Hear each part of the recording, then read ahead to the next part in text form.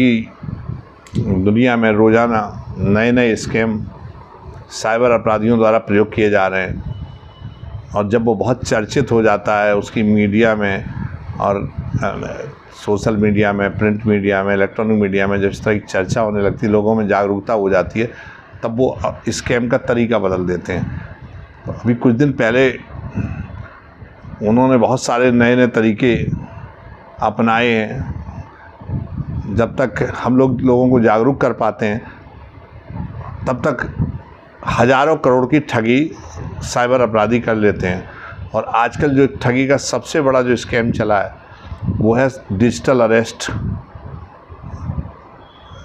रोज़ आपने अखबार में देखा होगा, न्यूज़ में, सोशल मीडिया के तमाम प्लेटफार्म पर कि रिटायर्ड शिक्षिका से 3 करोड़ की ठगी, सॉफ्टवेयर इंजीनियर से 1.5 करोड़ की ठगी।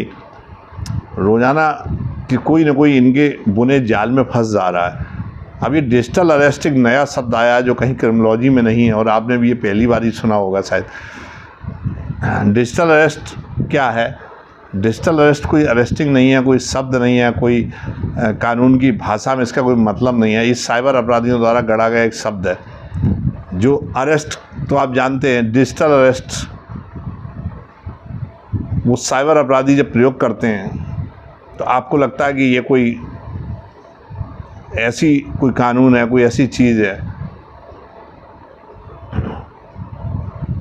कि कोई अपराध करने पर जो है अरेस्टिंग होती है, ये लोग जानते हैं। पर ये नहीं जानते हैं कि अरेस्टिंग ऐसी भी होती है कि आपको हमेशा कैमरे की निगरानी में रहना है, मोबाइल की निगरानी में रहता है। उसको साइबर अपराधियों ने नाम दिया डिजिटल अरेस्ट। डिजिटल अरेस्ट क्या है? तो डिजिटल अरेस्ट साइबर अपराधियों द्वारा गढ़ा हुआ एक स्कैम का तरीका है, जिसमें वो किसी व्यक्ति को फ़ोन करते हैं और फ़ोन पर जो है उसको बताते हैं कि एक पार्सल ताइवान जा रहा था भारत से, और उसको जो है कस्टम वालों ने पकड़ लिया। तरह तरह के शब्द यूज़ करते हैं, कभी कहते हैं ईडी वालों ने पकड़ा है, कभी कहते हैं सीबीआई ने पकड़ा है, ज़्यादातर कहते हैं कस्टम वालों ने पकड़ा है। और उसमें जो है बहुत आपत्तिजनक चीज़ें हैं, ड्रग्स है, फर्जी पासपोर्ट है, देश की सुरक्षा से जुड़े हुए कुछ महत्वपूर्ण दस्तावेज पकड़े गए, कुछ आतंकवादी गतिविधियों के दस्तावेज पकड़े गए। तो जिस व्यक्ति के पास फ़ोन आता है उसका मस्तिष्क शून्य हो जाता है कि इतनी बड़ा जो है वो किसी षड्यंत्र में जो है मतलब फंस गया है, क्योंकि उसको पता है कि वो कोई आतंकवादी गतिविधियों में लिप्त नहीं है और न ही उसने कोई ऐसे पार्सल भेजे हैं। पर वो उसको इतना डरपा देते हैं कि उसको सोचने का मौका ही नहीं लगता है, और फिर उससे कहते हैं कि कोई बात नहीं। पहले डरपा दिया और फिर डरपाने के बाद उसको आश्वासन दिया कि कोई बात नहीं, आपका इसमें कोई रोल नहीं है, आप एकदम जो है बिल्कुल आप निर्दोष हैं, पर इसकी शिकायत आपको पुलिस में दर्ज करानी पड़ेगी।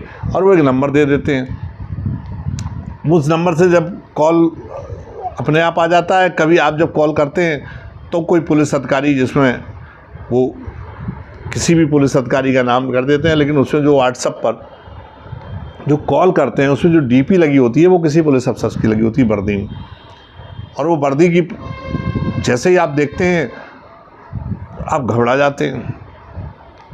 फिर वो आपसे डिटेल जानकारी शुरू कर देता पुलिस अधिकारी, और आपको आश्वस्त करता है कि आप घबराएं नहीं, आपकी जांच होगी, आप निर्दोष हैं, आपका केस ख़त्म कर दिया जाएगा। तो ये तो एक सिंपल सी बात है। पहले तो उन्होंने डर बैठाया, फिर आश्वासन दे दिया। अब आदमी उनके जो उनका बिछाया जाल है उसमें फंस गया। अब वो जो है कहता है कि पहले इसमें आप ये बताइए कि आपने कोई विदेश से पैसा तो नहीं लिया, कोई फंडिंग तो नहीं हुई, कोई टेरर फंडिंग तो नहीं आई है खाते में। तो वो कहता है कि आप अपने अकाउंट की डिटेल दे दिए, मुझे आपको चेक करना है कि आपके खाते में कहीं विदेशी पैसा तो नहीं आया, जो आप आतंकवादी गतिविधियों में लिप्त थे, जो ड्रग्स के में आप लिप्त थे, जो आप फर्जी पासपोर्ट आतंकवादियों के भेज रहे थे, उनमें आपने कोई पैसा तो नहीं विदेश से आया। तो आप बात सही है, और आप जो है फिर अपने अकाउंट के उसको डिटेल दे देते हैं सारे। अब वो आपके सारे अकाउंट के डिटेल जान गया, और उसने कहा कि आपने ये एफडी की, आपने ये किया, वो किया। इस तरह से जो है वो एक सेट पैटर्न है। उन लोगों ने उसको जो है बिल्कुल एकदम अभ्यास कर लिया, एक्सरसाइज कर लिया, और एक ही पैटर्न सब पे लागू करते हैं। फिर वो कहते हैं कि अब ये इसमें ईडी जांच करेगी, सब कुछ फर्जी है, वो ईडी को ट्रांसफ़र कर देते हैं। ईडी कहती है भाई आपकी जो है ये सारी चीज़ें चूँकि ईडी का काम ही यही है कि जो आर्थिक स्रोत है जहाँ से आपकी इनकम हुई है तो वो उनकी जांच पड़ताल करना। अब आप ईडी के बारे में तो पूरा जानते नहीं कि ईडी किस चीज़ की जांच करती है। आपको लगता है, आपने सुना होगा ईडी प्रवर्तन निदेशालय जो रहता है उसी को ईडी लोग कहते हैं। अब आप इसमें भी फंस गए, आपने कहा कि अरे तो ईडी की जांच हो गई। अब वो ईडी का जो अधिकारी होता है फर्जी, वो आपसे कहता है कि अब सारे अकाउंट जो है पहले मैं आरबीआई के अकाउंट डाल रहा हूँ और उसमें आप ट्रांसफ़र करिए, हम उसकी जांच करेंगे। अगर आपके पास कोई टेरर फंडिंग नहीं हुई है, कोई विदेशी धन नहीं आपने लिया है, तो आपको जो है वो पैसा वापस हो जाएगा। और फिर उनके पास आपके अकाउंट डिटेल रहते ही हैं, वो एक एक पैसा उसमें ट्रांसफ़र करवा लेते हैं और उसके बाद सब फ़ोन वोन काट देते हैं। और इसमें वो बीच में जो है आपको ये कहते हैं कि चूँकि हम आपको अरेस्ट नहीं कर रहे हैं, आप मेरी कैमरे की निगरानी में रहेंगे। वो 2 दिन 3 दिन 4 दिन 7 दिन जितने दिन वो आपको पैसा ट्रांसफ़र कराने में उनको लगता है, और उतने दिन वो आपको डिजिटल अरेस्ट जो कहते हैं कि हम आपको गिरफ्तार नहीं कर रहे हैं, लेकिन जब तक हमारी जांच पूरी नहीं हो जाएगी तब तक आप कैमरे में रहेंगे। लगातार आप जो है उससे वीडियो कॉल से अथवा स्काइपी वगैरह जो ऐप हैं उनके माध्यम से आप उसको डाउनलोड करिए और हम आप पे निगरानी रखेंगे। आप किसी को बताइए नहीं, ये गंभीर मामला है, देश की सुरक्षा जुड़ा हुआ है। इस तरह की वो बातें करते हैं और इसमें व्यक्ति घबरा जाता है और वो जाँच के नाम पर पैसा ट्रांसफ़र कर देता है। बाद में पता लगता है कि ये तो साइबर अपराधी का स्केम है और इसमें हम ठगे गए। तब वो पुलिस के पास आता है, शिकायत करता है, और इसमें कई गैंग पकड़े भी गए हैं। लेकिन पैसे वो जो है जो आपसे उड़ा लेते हैं वो क्रिप्टो करेंसी में, बिटकॉइन में लगा देते हैं, तो उसकी रिकवरी बहुत मुश्किल हो जाती है।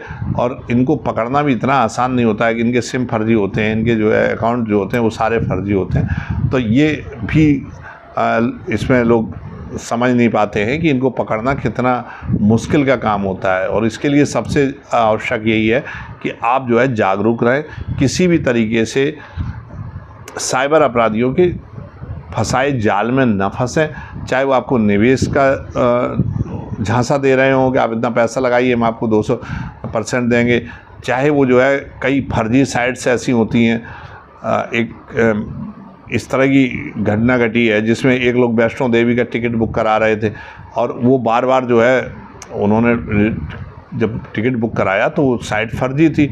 तो उधर से आता था कि भाई आप OTP भेजिए, जब वो OTP भेजते थे तो वो कह देता था कि आपने देर कर दिया, फिर अब मैं भेज रहा हूँ, फिर भेजिए, फिर भेज रहा हूँ, फिर भेजिए।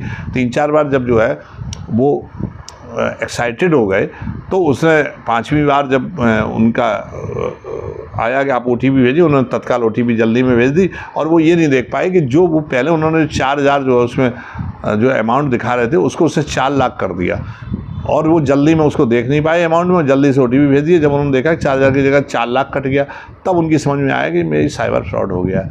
तो ये इसमें इतने तरीके होते हैं। इसमें आप देख लीजिएगा बहुत सारी जो है जो वेबसाइट्स हैं, बहुत सारे जो सर्विस केयर सेंटर्स के नंबर हैं वो सब फर्जी हैं। आपको हॉस्टल बुक कराना है, होटल बुक कराना है, तो आपको ऐसे ऐसे नंबर आ जाएंगे, ऐसी ऐसी वेबसाइट्स आ जाएंगी जो साइबर अपराधियों की हैं, और वो जो है आपको आप एडवांस भेजिए, आप ये करिए वो करिए, इस तरह से जो है पैसा ठगते रहते हैं। तो इस समय जो आप हाथ में बैंक लिए घूम रहे हैं मोबाइल में, इसमें आपको बहुत सावधानी से पूर्वक देखने की ज़रूरत है। आप किसको ट्रांसफ़र कर रहे हैं, अकाउंट किसका है, ये सारी चीज़ें चेक करने की ज़रूरत है, तभी आप साइबर से बच पाएंगे। अगला आने वाला समय जो है साइबर का बहुत ही ख़तरनाक आने वाला है, क्योंकि आपने मोबाइल पर डिजिटल लेन देन तो सीख लिया है, आपने सारा जो है आप फ़ोन से ही कर रहे हैं, लेकिन आपने ये नहीं सीखा कि दुनिया में इस तरीके से कितने स्कैम पैदा हो गए। जो आप अकाउंट में ट्रांसफ़र कर रहे हैं उसको आप कभी वेरीफाई नहीं करते अकाउंट किसका है।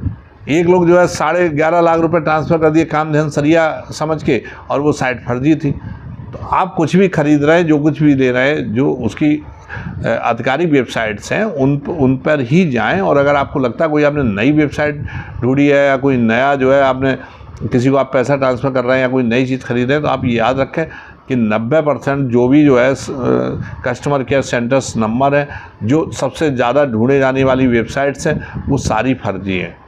और वो जो है यहाँ तक है कि वो कई बार जो सबसे ज़्यादा विश्व में देखी जाने वाली वेबसाइट है वो पोर्न साइट वेबसाइट है, और वो कभी कभी साइबर अपराधी आपको इससे भी ठग लेते हैं कि आपका जो है वो आप वीडियो देख रहे थे और वो जो है उसमें जो ब्राउज़र में पकड़ा गया है और मैं जो है DOT विभाग से बोल रहा हूँ, अब आपको पुलिस आएगी, पकड़ ले जाएगी, अन्यथा ये नंबर आपको दे रहा हूँ। तो इस तरह के साइबर अपराध जो है होते हैं और वो आप डर जाते हैं क्योंकि आपने ब्राउज़र पर पॉर्न फिल्म देखी और उसने सुबह आपको फ़ोन कर दिया, अंदाज फिट हुआ, तुक्का लगाया, तुक्का चल गया और तुक्का चल जाने पर जो है देखा गया कि आप फंस गए।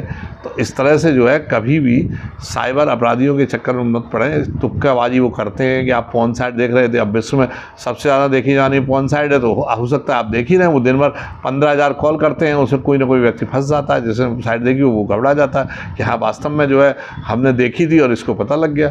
तो ये जो है वो आपकी जो अज्ञानता है उसका लाभ उठाते हैं। बहुत सारे नौकरी का झांसा देकर निवेश के नाम पर और फर्जी जो है ये वेबसाइट, कस्टमर केयर नंबर, तो इतना ज़्यादा इसमें फ्रॉड है साइबर में कि आप एक तो जागरूक रहें और दूसरों को जागरूक करें, अन्यथा जो है इसमें पलक झपकते ही अच्छे लोग मैंने फंसते हुए देखे। जय हिंद, जय भारत।